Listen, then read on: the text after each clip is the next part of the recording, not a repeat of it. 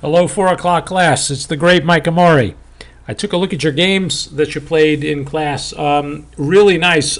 You're starting to get the hang of playing these set positions without any real prior knowledge. I did send in the update, I did give you an option of looking this up in advance, but it looked like most of you didn't have the time to do that, which means you were playing on your own. And there were some really interesting games that were played. I'm just going to show you snippets from two, just to give you an idea of what's happening. If you have the time, go back and watch that game that Akopian played against Mark Paragua. That's a wonderful game, and there's so many explanations about how to play this opening in case you ever want to use it in one of your tournament games. Okay, you're looking at what you played from. This is Black's perspective. Let's go back quickly and talk about one sideline and to show you how you got here. So the opening begins as E4 D6. So it looks like it's going to be a perk defense, right? So D4 was played, Knight F6, and these are the first two moves of the perk defense. Knight C3, defending the pawn, and if you're a perk player, you would play the move G6 here. But in the game, C6 is played. Now, after this move, it can later turn into some kind of perk position, but what C6 does is it waits for the classical players to play the move Knight F3 here, and if you remember from class, Black has bishop to G4, and Black's intention is usually pretty clear here. What they try to do is, let's say you break the pin with bishop E2, which is a classical response to that pin. Now you play the move E6, and it looks like Black is just wasting time pushing these pawns on 3 ranks, but there's a very clear reason. If you say castle, now Black shifts to D5 and puts the pawns, all of them in the center, on light squares. If you happen to push past and kick the knight comes to D7. And what this is, this structure here, these pawns, let me highlight them, this guy, this guy, this guy, the placement of the king's knight, this is the king's knight on D7. This is coming from the French defense, and I want to show you how we get there. E4, E6, this is a French, D4, D5, and now you have the Tarash, or the Tarish, I don't know how to pronounce it.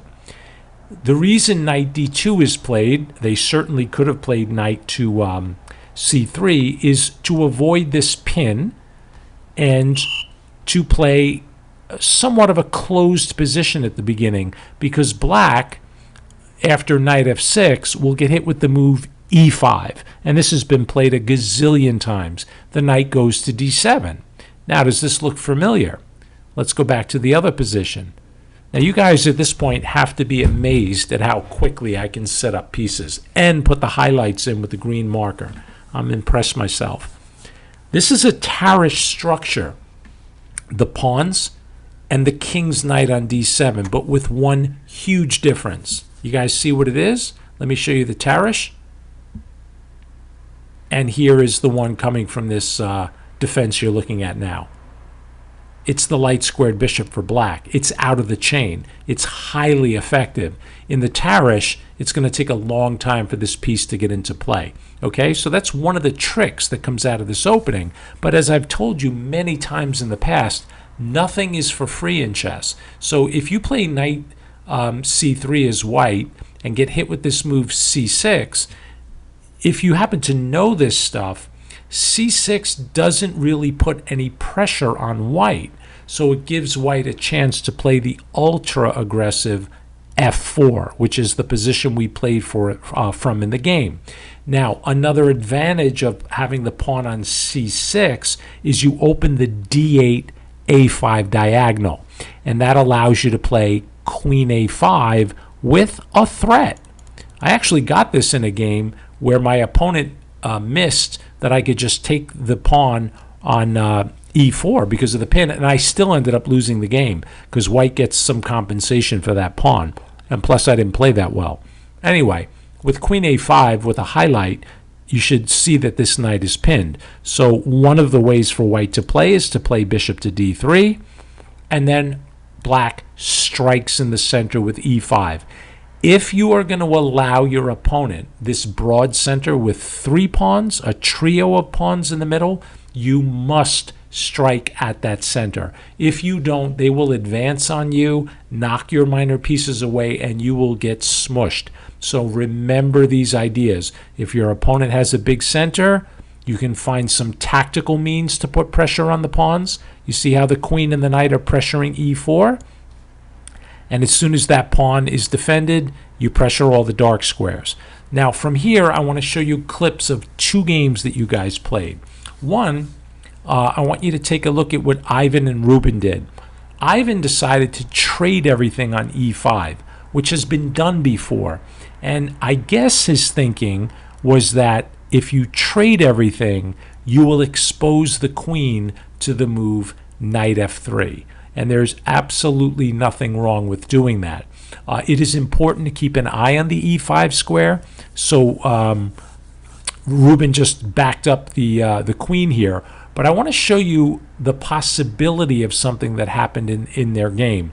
Here we have castle, and then bishop to c5 check. King went to h1. Castles for black. And here rook e1 was played in their game. Now, white got a little bit of trouble here because this rook move allows the move knight to g4 with the nasty threat of knight f2. So I want to take you back a couple of moves. Make sure you have a really good reason to take a rook off a half-open file. You see, this is one of the dangers of white trading everything. It's true, they open the board completely up, creating tactics for both sides, but don't forget, after this bishop c5 check, your king is still in the middle. So king h1. If castles, like in the game, instead of rook e1, can you guys stop the video and find a move that might be more disturbing for black? And that's the move pawn e5, kind of displacing the knight. The knight really has to come to g4, like in the game, to put pressure on f2, possibly making white give up an exchange for this piece. If you play the more classical, or what some of you might think is more sensible to centralize the knight, you're in trouble. You're probably lost here as black. See if you can pause the video and figure out how white to play and win. Okay, here you have the classic Greek sacrifice, bishop takes h7, and I don't think that can be accepted. If you take it, did you find knight to g5 check? King g8, let's say, and now queen h5 with multiple threats. The f7 pawn is defended 3 times. The problem is it's defended, 2 of the defenders rather, are the most expensive players, the king and the queen. The other problem here is queen h7 is mate. And the only way to stop that is you have to remove one of the defenders of the f7 square, which you can just take. You can play knight takes d5 first just to trade a piece off if you want to throw that in, and then follow up with rook takes f7. And because by leaving the knight here, you're threatening mate, you're going to force black to give up the queen.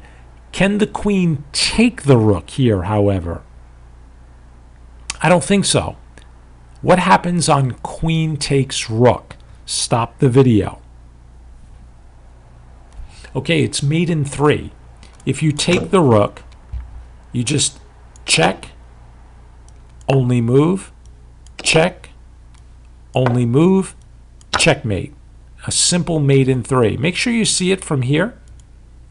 If they take your rook, just calculate one more time, and you're good to go. So I'm not going to show you the whole game with Ivan and Ruben. I just wanted to show you if you do take everything in the middle in that position, both sides need to be extremely careful for obvious reasons. You have a board that is wide open.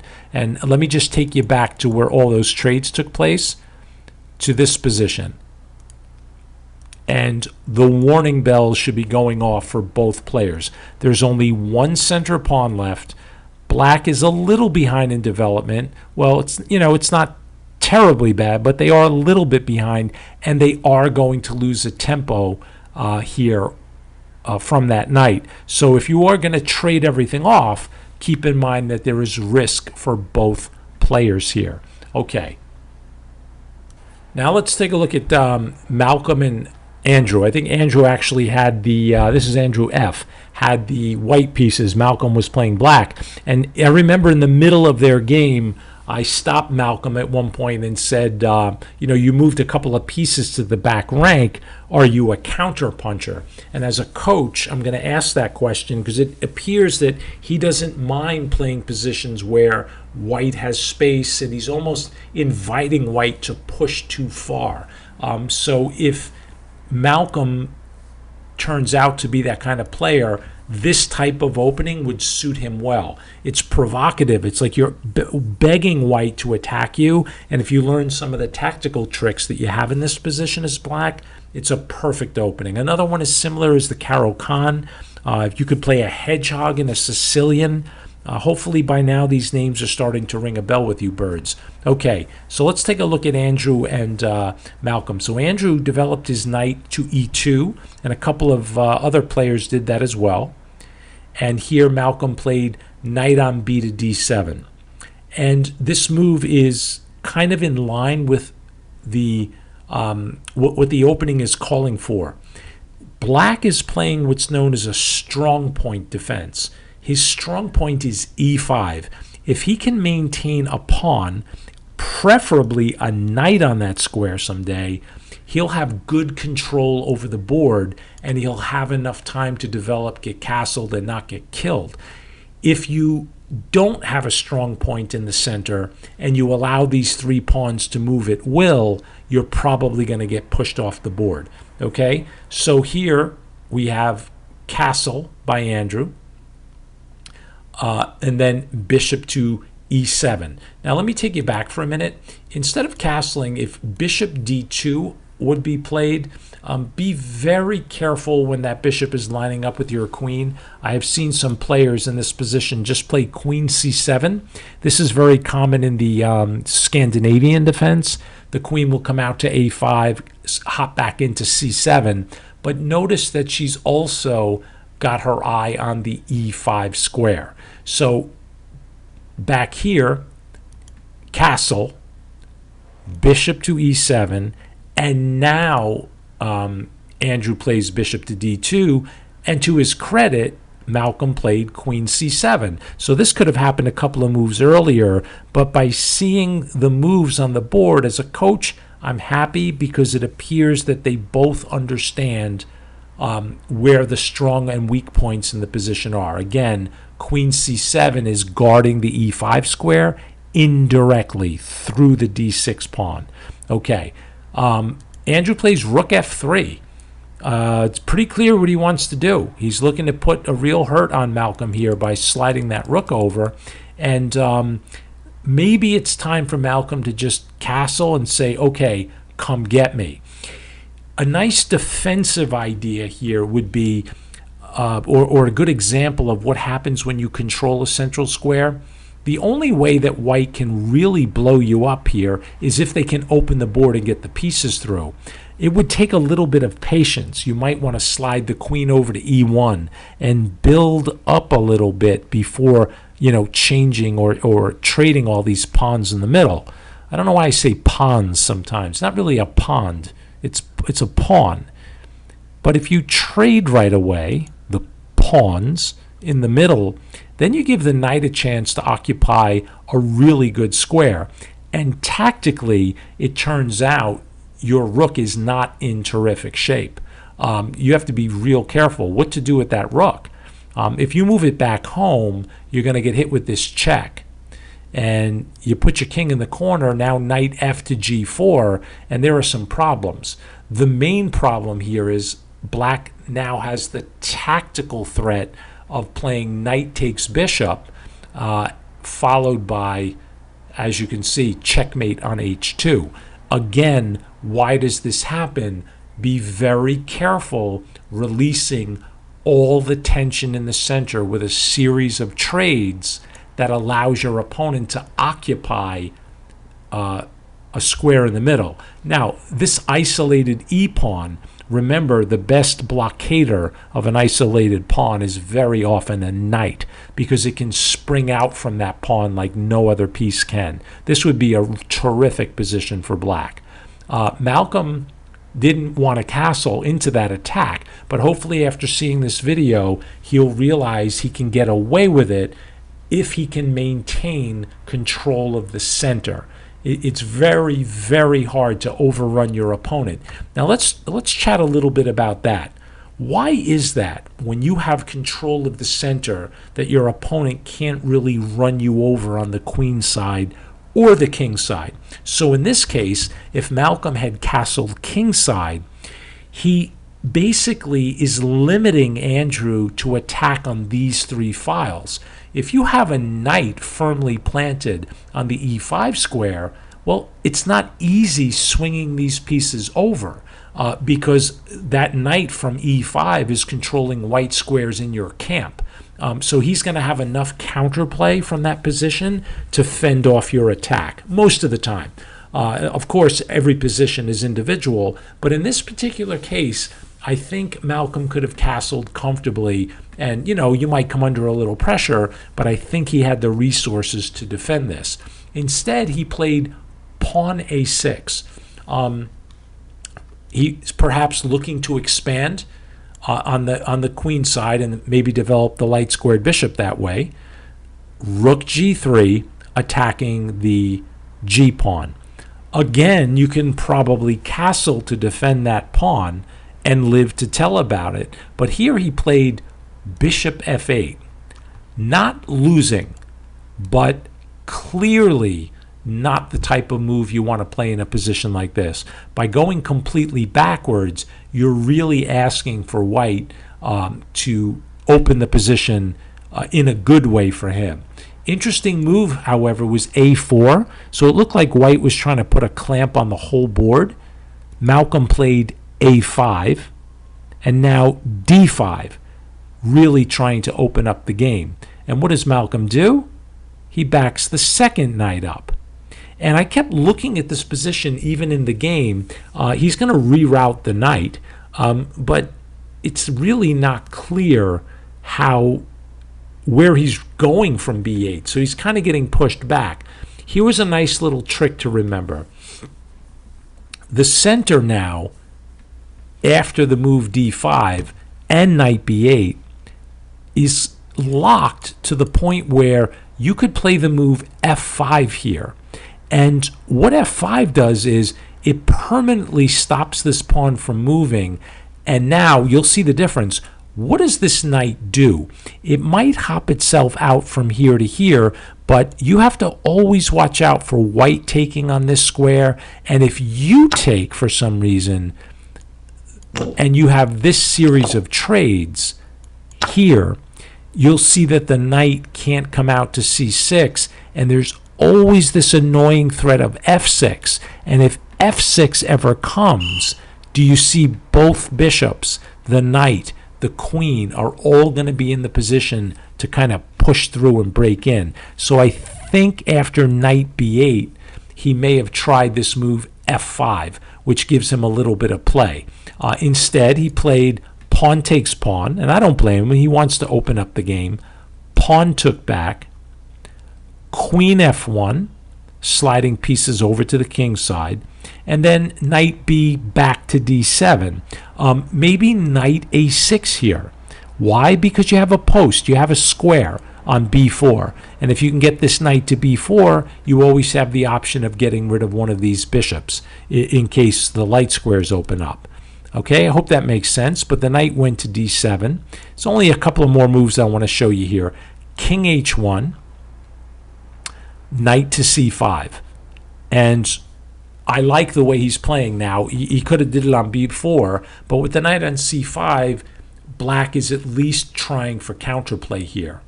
Pawn pawn took in the middle, and I think here maybe white should improve one of his pieces. Maybe bother this knight, get it off the board, maybe bishop to e3 or something. By taking with the pawn, allowing Malcolm to recapture with a pawn. Why the pawn? Because you keep control of these two central squares. And now bishop g5 was played. And it's funny how this worked out, but Malcolm's pieces just suddenly reappear. And the game was really equal until the very next move. White actually blunders in one move. He wanted to play bishop h4. His idea was to put pressure again on the pawn, but this was a critical mistake that Malcolm missed in the game. In the game, Malcolm played rook g8, basically telling Andrew, hey, look, I'm just going to keep my king in the middle. And I hope I'm saying these names right. I'm getting mixed up sometimes between the other game. This is Andrew and Malcolm.